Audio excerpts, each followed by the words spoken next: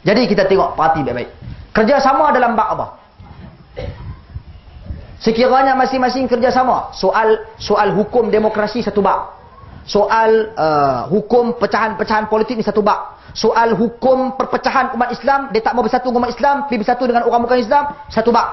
Tu semua bab-bab pecahan-pecahan dan hukum yang berbeza perbincangannya. Ini saya bicarakan juzuk daripada perkara tersebut.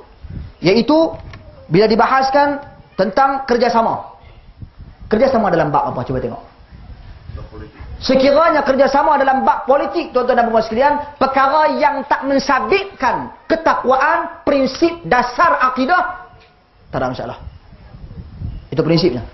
Tapi kalau kerjasama yang menyentuh benda-benda prinsip dasar akidah, bahkan cuba dirobohkan akidah Islam, cuba diangkat akidah selain daripada Islam, maka kerjasama itu adalah kerjasama yang haram. Haram kerjasama tersebut. Sidang hadirin tuan-tuan dan puan sekalian. Cuma ada orang gelojoh dalam mengeluarkan fatwa. Dulu dikeluarkan fatwa memadai dengan menyertai tim MIC dengan MCA, seseorang itu boleh dijadikan sebagai kufur, kafir. Tapi pada hari ini bila sertai DAP, mengapa kita kerjasama dengan orang kafir? Dengan DAP. Hari itu kita maru UMNO kerjasama dengan MCA, kerjasama dengan orang kafir. Tuk kita baca ayat Al-Quran, la yattakhidhul mu'minuna al-kafirina awliya'a min dunil mu'minin wa man yaf'al dhalika falaysa minallahi fi syai' illa an tattaqu minhum tuqah wa yuhadhdhirukumullahu nafsah wa illahil masir. Tidak harus orang beriman ambil orang kafir jadi awliya. Barang siapa yang buat begitu, dia bukan ber Allah sedikit pun. Kita kena sedar, bila Nabi nak memerintah di Madinah, Nabi mengadakan tahaluk dengan orang Yahudi. Tidak agak bercanggah dengan ayat, tidak bercanggah. Ayat mengatakan awliya, Nabi mengadakan tahaluf. Dalam hubungan di antara orang Islam dan orang kafir, ada hubungan wala, awliya, ada hubungan tahaluf. Ini dalam ilmu fiqh politik yang kita kena mengaji. Ulama-ulama pas buat muzakarah, buat bincang dengan ulama-ulama dua negeri yang berjuang Islam, bukan yang tak berjuang Islam. Ulama yang berjuang Islam saja kita muzakarah mengikut fiqh politik. Di sana ada beza di antara wala dengan tahaluf.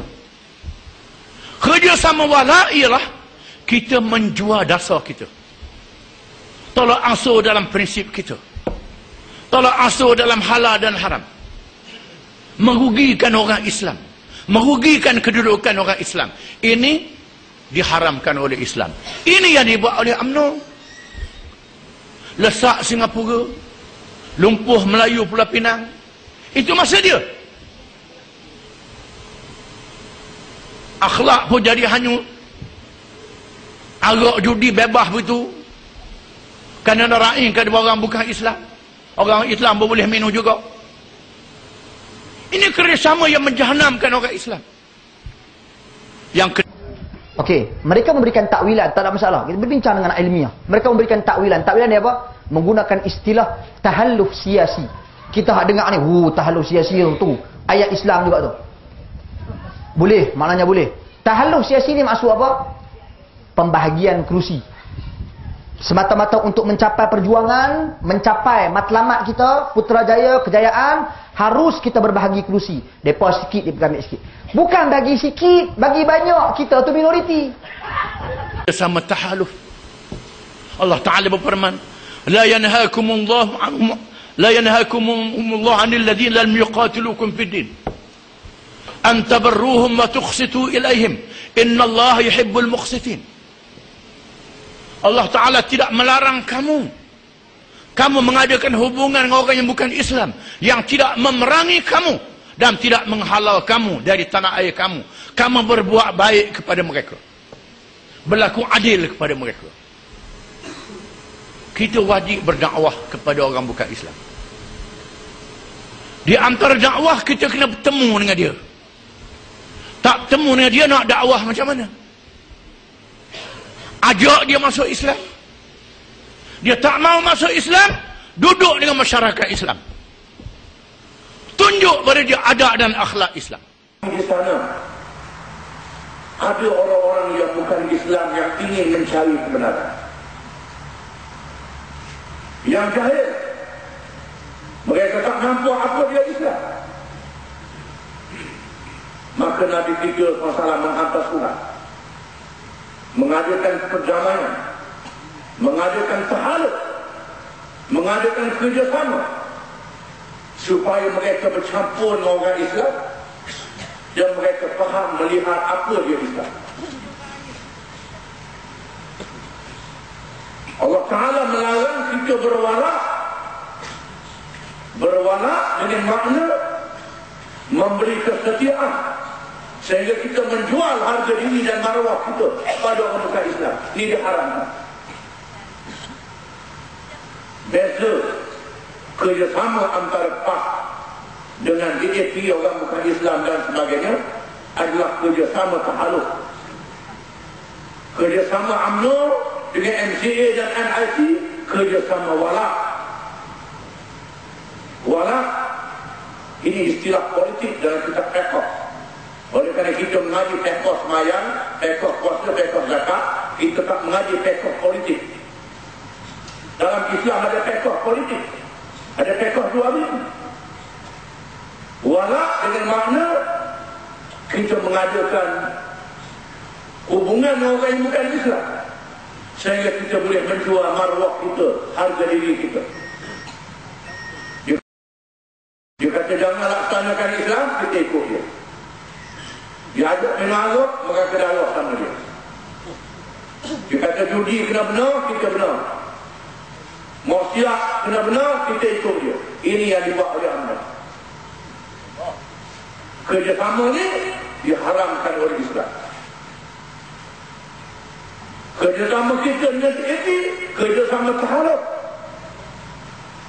Kita tak berganjak dengan dasar kita. Kebetulan almarhum Yusuf Rawat dan almarhum Ustaz Fadilon, Tuan Guni Aziz banyak menugaskan saya untuk berunding dan berdialog dengan orang-orang TAP. Mereka minta supaya kita buat perjuangan untuk menegakkan Islam dalam Pakistan. Saya kata tak boleh. Ini dasar kita. Kita tak suruh dia buang sosialis dia, tak suruh dia buang sini dia. Ini hak kita. Dia tak boleh buang, kita tak boleh buang. Ini perjuangan kita. Tetapi untuk menentang kezaliman, untuk memberi hak kepada siapa yang berhak, untuk tolong orang miskin, bela orang kena zalim, lawan ASA, tangkap orang yang tidak tak bayar perkara di mahkamah, ini zalim. Hari itu kita boleh kerjasama. Tetapi nak suruh PAS buang dasar PAS tak boleh. Kita tak bergaya. Tahun 2000 ataupun 2001, pagi kami berunding dengan AP, petang dia keluar daripada Pakatan Ayat. Dia keluar kerana PAS tidak meninggalkan dasar itu. Tahun 2008 dia kerjasama lagi. Setelah dia melihat pemerintahan kita di Terengganu, pemerintahan kita di Kelantan, dia mari melawat bagaimana Islam memerintah. Ketika kita nak mengharamkan arak dan judi, kita panggil orang yang bukan Islam, kita tanya mereka, arak ni agama kamu baik macam mana? Dia kata agama dia arak boleh, itu hak kamu. Nak minum itu hak kamu, tapi tak boleh jual ke orang Islam.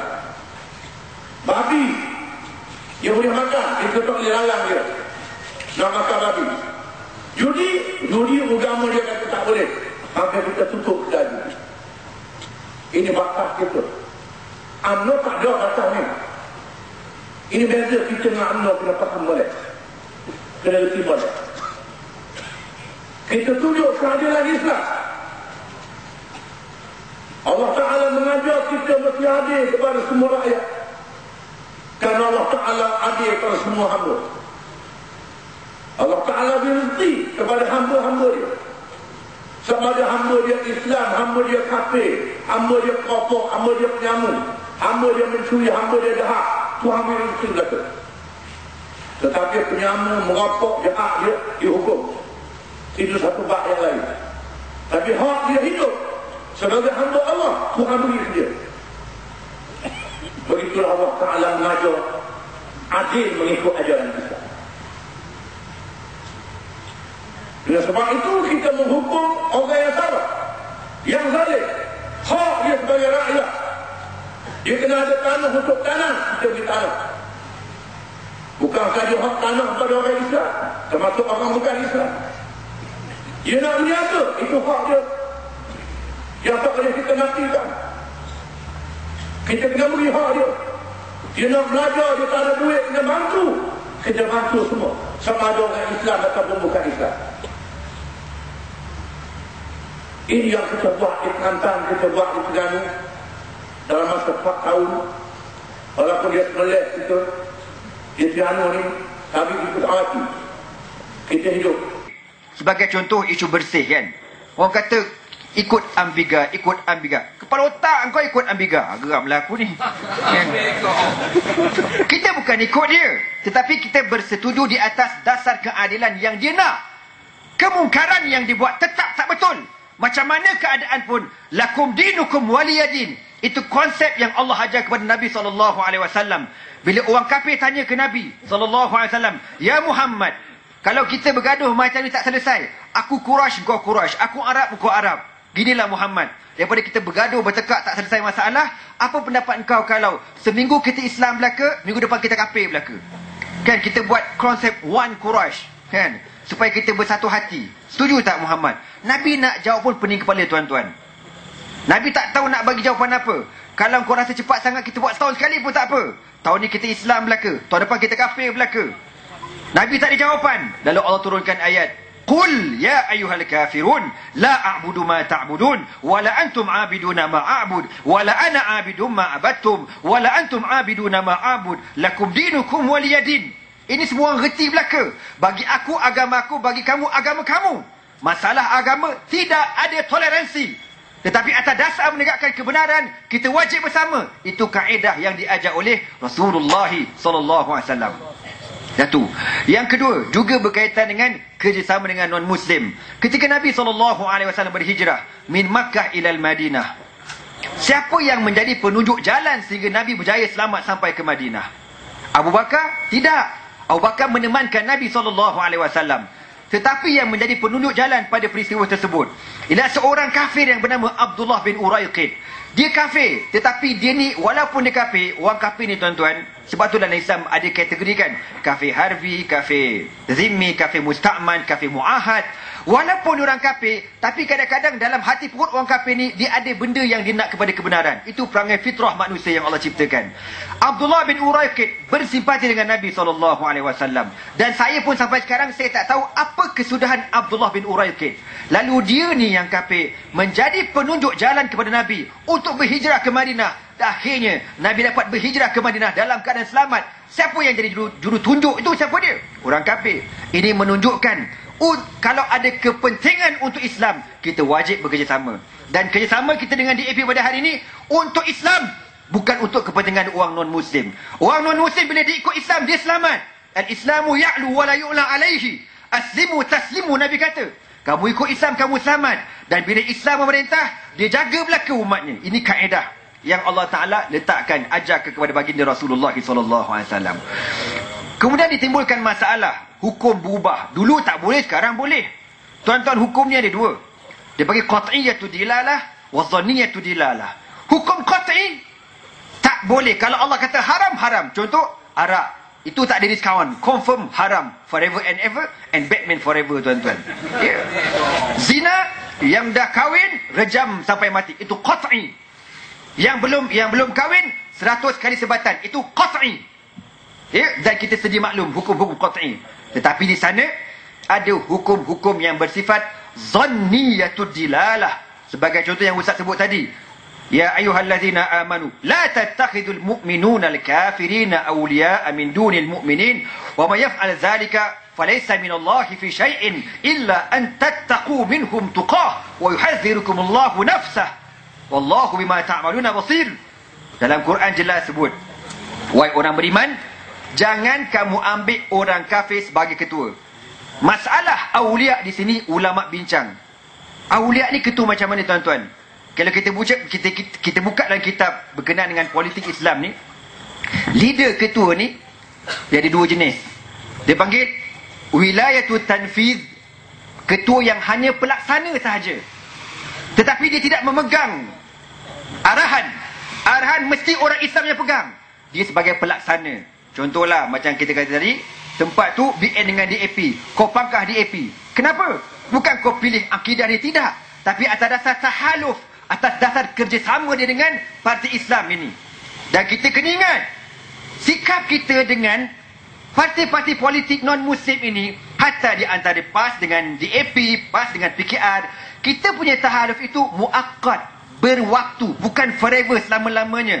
Selagi mana mereka ikut syarat-syarat yang kita persetujui bersama. Ini kaedah yang Nabi ajar ketika Nabi SAW dalam peristiwa kerjasama ini boleh tetapi bersyarat. Dia dengan syarat yang jelas yang kita sepakati. Sebab itu bila timbul isu hudud, kita tak segan, tak malu, kita cakap depan DAP kita nak hudud. Hukum itu berubah selagi mana tidak qat'i. Tetapi kalau hukum qat'i tak boleh berubah sampai hari kiamat. Wallahu a'lam.